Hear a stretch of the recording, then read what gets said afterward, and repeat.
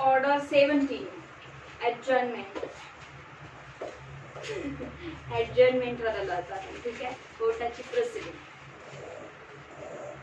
ॲडजर्नमेंट म्हणजे काय?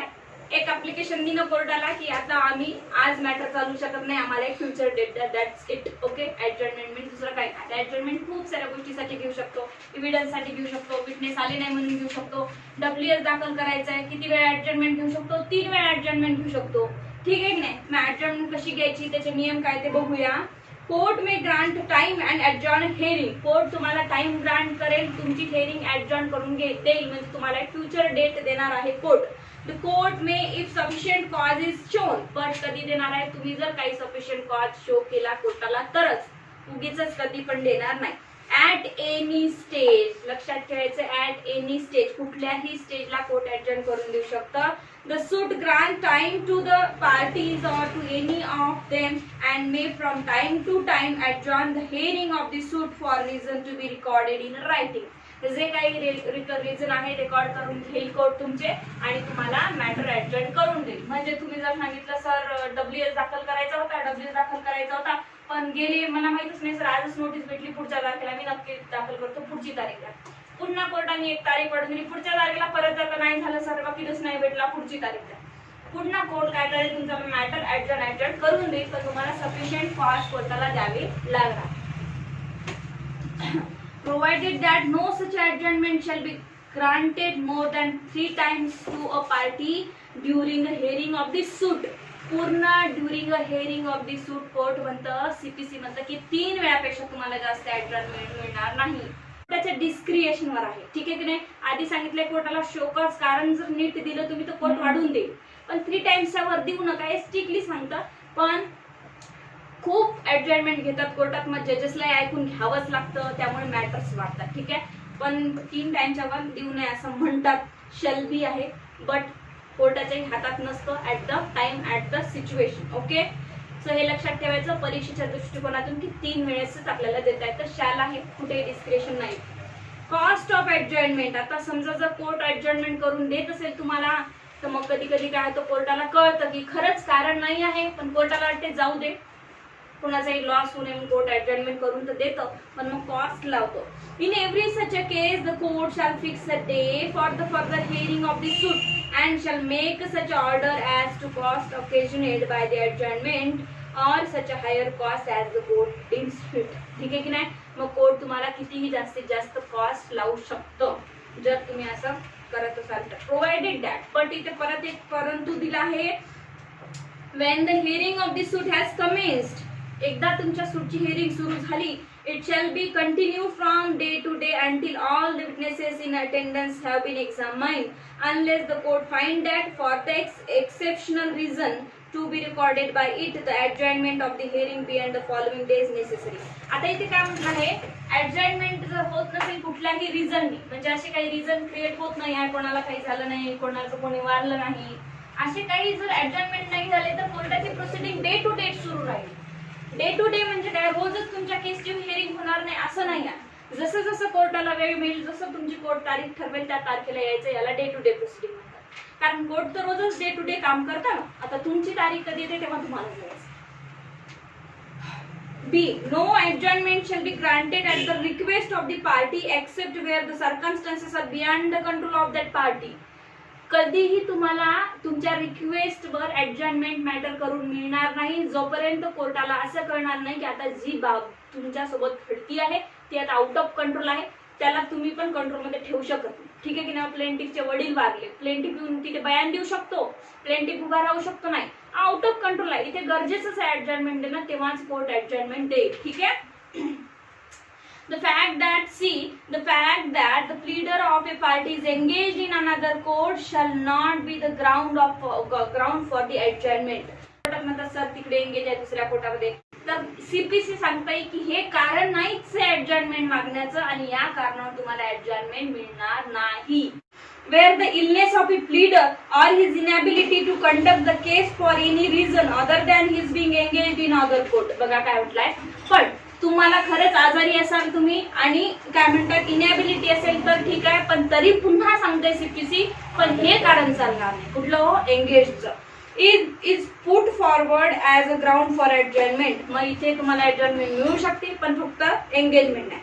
The court shall not grant the adjournment unless it is satisfied that the party applying for adjournment could not have engaged another pleader in time.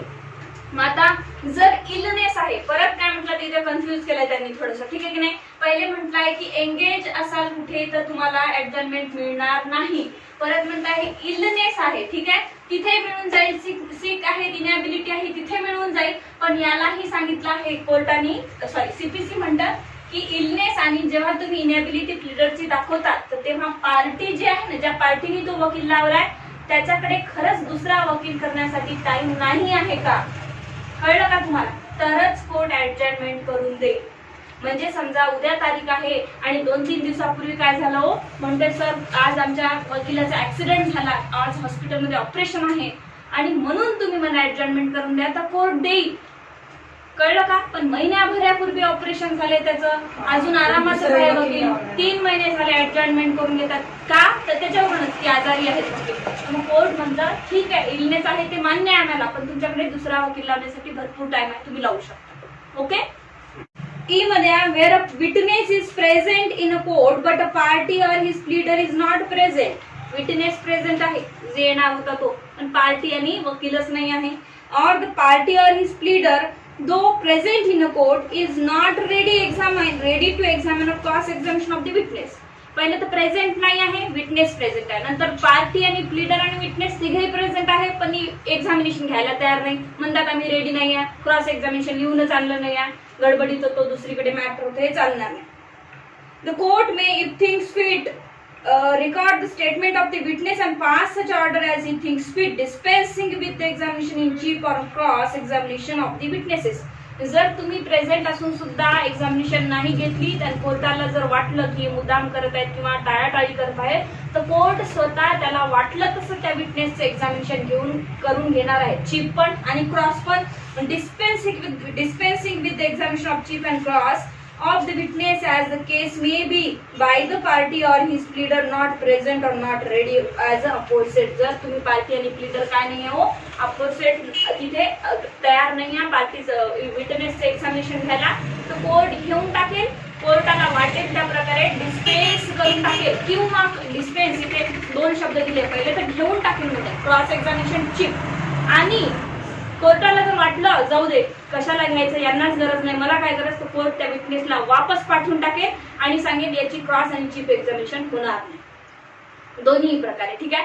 जसं काल आपण पाहिलं होतं एका याच्यामध्ये की विटनेस आला तरी जर घेत नाही तर काय होतं, विटनेसला वापस पाठवून देईल, त्याचे एव्हिडन्स घेणार नाही. ठीक आहे. तर असंच इथे पण सांगितलंय की क्रॉस चीफ त्याची घेईल कोर्ट, वाटलं तर, नाही तर नाही घेणार. रूल 2 खूप छोटे adjournment. Procedure if parties fail to appear on a date fix, ज्या दिवशी डे फिक्स केला होता त्या दिवशी पार्टीज येत नाही आहे. Where on any day to which the hearing of the suit is adjourned, ज्या दिवशी तुमचा सूट ॲडजॉर्न करून दिला कोर्टाने, the parties or any of them fail to appear, the court may proceed to dispose of the suit. Court काय करेल, सूट dispose of करेल आणि सूट डिस्पोज ऑफ करण्यासाठी समोर प्रोसीड करेल in one of the modes directed in that behalf by order 9 or make such other order as it thinks fit. Order 9 मध्ये काय सांगितलंय, एक्झामिनेशन ऑफ पार्टी आहे ना ऑर्डर 9 मध्ये, तर त्याच्यानुसार काय करेल मग आता कोर्ट, एक्झामिनेशन ऑफ पार्टी घेईल, प्रोसीड करेल समोर. आणि मग काय काय करणार होतो कोर्ट 9 मध्ये पाहिलं आपण, प्लेंटिफ हजर राहिला तर आणि डिपेंडंट हजर नाही राहिला तर पार्टी एक्स पार्टी सूट होईल. डिपेंडंट हजर राहतोय पण प्लेंटिफ हजर राहत नाही, डिसमिस होईल. आणि एखादे एक्झामिनेशन घ्यायला डिपेंडंटनी कसूर केला, WSS दाखल केला नाही तर त्याला पहिलेपासून आणून ठेवेल, स्ट्राईक आउट करेल. तर ह्या सगळ्या प्रोसिजर ऑर्डर 9 नुसार कोर्ट वापरणार आहे. मी तुम्हाला आधी सांगितले की आता सगळं छोटे छोटे होत जाणार, कारण आपल्याला ऑलरेडी त्यांनी एक्झामिनेशन काय हे दिलेलं आहे, प्रोसीड काय हे दिलेलं आहे. एक्सप्लेनेशन दिलेली आहे, where the evidence or a substantial portions of the evidence of any party has already been recorded. मग आता ऑलरेडी कोणाचे स्टेटमेंट्स जर रेकॉर्ड झालेले असेल and such a party fails to appear on any day to which the hearing of the suit is adjourned, the court may in its discretion proceed with the case as if such a party were present. आता एखाद्या पार्टीचं already evidence झालेलं आहे, काही record झाले आहे, पण दुसऱ्या पार्टीने म्हटलं होतं की आमचं जे एव्हिडन्स घ्याल नसेल तर आम्हाला एक तारीख द्या. म्हणजे होऊ शकतं चीप झालेली आहे, क्रॉस झालेली आहे एका पार्टीची, आता यांना घ्यायची चीप क्रॉस, ठीक आहे की नाही. डिफेंडंटची झाली या प्लेंटिफ मध्ये, सर आता आम्हाला दुसरी तारीख द्या, आज होणार, ठीक आहे की नाही. मग आता या दुसऱ्या तारखेला प्लेंटिफ मागतोय ऍडजंट करून पण येत नाही आहे, तर कोर्ट काय करेल, ज्यांचे स्टेटमेंट रेकॉर्ड झाले त्याच्यावरच समोर प्रोसीड करेल, ठीक आहे. Court may proceed on notwithstanding either party fails to produce evidence etcetera. आता बघा काय म्हटलं, court may proceed notwithstanding either party fails to produce evidence etcetera. Either party fails होत आहे एव्हिडन्स प्रोड्यूस करण्यासाठी. Where any party to a suit to whom time has been granted fails to proceed his evidence, produce his evidence or to cause the attendance of his witnesses or the performs any other act necessary to the further process of the suit, the progress of the suit, for which time has been allowed, the court may notwithstanding such a default. आता पुढचं वाचून घेऊया मग समजेल. If the parties are present, proceed to decide the suit forthwith. मग आता जी party, इथे म्हटलं आयदर पार्टी एखाद्या डॉक्युमेंट्स किंवा एव्हिडन्स आणण्यासाठी प्रोड्यूस करण्यासाठी फेल झाली आहे. आयदर म्हटलं म्हणजे होऊ शकतं प्लेंटिफ, होऊ शकतं डिफेंड, ठीक आहे की नाही.